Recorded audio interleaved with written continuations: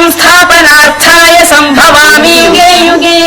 శ్రీ శ్రీ శ్రీ ఆచార్య ప్రబోధానంద యోగీశ్వరుల వారికి, జగద్గురువైన శ్రీకృష్ణ భగవంతునికి నమస్కరించుకుంటూ, భగవద్గీతలోని విశ్వరూప సందర్శన యోగము అనే అధ్యాయములో 46వ శ్లోకం గురించి తెలుసుకుంటున్నాం.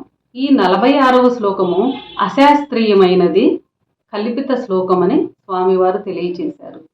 ఎలా అశాస్త్రీయమైనది తెలుసుకుందాము.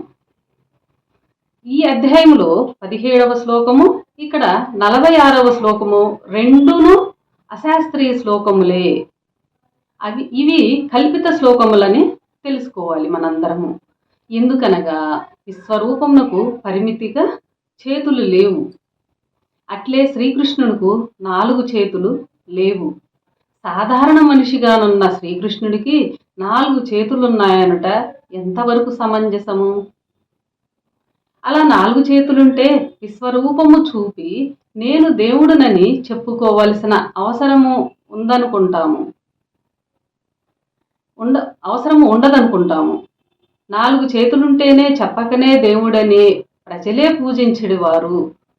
అపరిమిత సంఖ్యాకములైన చేతులు విశ్వరూపమునకు ఉండగా కేవలము 1000 చేతులని చెప్పటం ఏమిటి అని ప్రశ్నించుకుని చూస్తే అనేక సంశయములతో కూడుకొని ఎటు చూసిన శాస్త్రబద్ధమైన జవాబు దొరకని శ్లోకములను ఈ గీతలో బయటికి నెట్టివేయటము జరిగినది.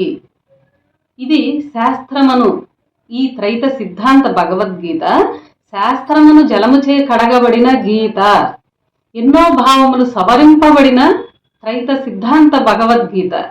దీనిని అసూయతో అడ్డముగా మాట్లాడువారు తప్ప అందరూ నమ్మదగినది, సమ్మతింపదగినదని తెలియచేస్తున్నారు స్వామివారు. అట్లాగే 47వ శ్లోకం గురించి తెలుసుకుందాం.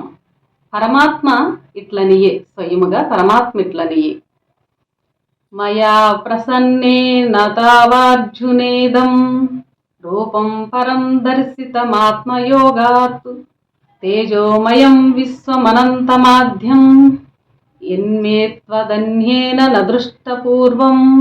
ఈ శ్లోకము నిరాకారం గురించి తెలియచేశారు. భావము, నా యొక్క ప్రసన్నము చేత మొదటిదైన విశ్వవ్యాపకమైన తేజస్సుచే కూడిన నా శ్రేష్టమైన రూపము చూపబడినది. పూర్వము నుండి ఇంతవరకు నీవు తప్ప ఇతరులు ఎవరూ దీనిని చూచిన వారు లేరు. వివరము, ఈ అధ్యాయములో 32వ శ్లోకమును, ఇక్కడ 47వ శ్లోకమును భగవంతుడిట్లనియే అని అన్ని గీతలలో వ్రాయబడి ఉన్నది. అలా వ్రాయట పొరపాటని కూడా తెలుసుకోవాలి. జ్ఞానముతో ప్రతి సూక్ష్మమును స్థూలముగా చెప్పదలిచిన మేము, అంటే స్వామివారు ఈ విషయమును కూడా చెప్పక తప్పలేదు అంటున్నారు. ఇక్కడ ఈ 2 శ్లోకములను భగవంతుడైన శ్రీకృష్ణుడు చెప్పలేదు. 32వ శ్లోకము, 47వ శ్లోకమును. అర్జునుడికి జ్ఞాననేత్ర దృష్టి ఉన్న ఆ సమయములో స్వయముగా విశ్వరూపుడైన పరమాత్మయే పలికిన మాటలివి. ఆ సమయంలో దేహదారి అయిన శ్రీకృష్ణుడు చెప్పినప్పటికీ భౌతిక చెవులకు వినిపించవు.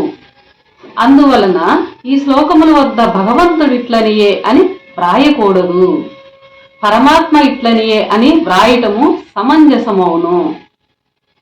శరీరముతో ఉన్న కర్మయోగి కానీ బ్రహ్మయోగి కానీ పరమాత్మ ఆకృతిని తెలియలేరు. బ్రహ్మయోగులు మాత్రము తమ శరీరములోని ఆత్మను వారి మనోనేత్రము చే చూడగలిగినను పరమాత్మను చూడలేరు. బ్రతికి ఉన్న వారెవరూ పరమాత్మను చూడలేరని చెప్పవచ్చును. అర్జునునికి పరమాత్మయే స్వయముగా కల్పించిన అవకాశం వలన చూడగలిగాడు. అటువంటి అవకాశం ఎవరికైనా వస్తే తప్ప చూడలేరని చెప్పవచ్చును.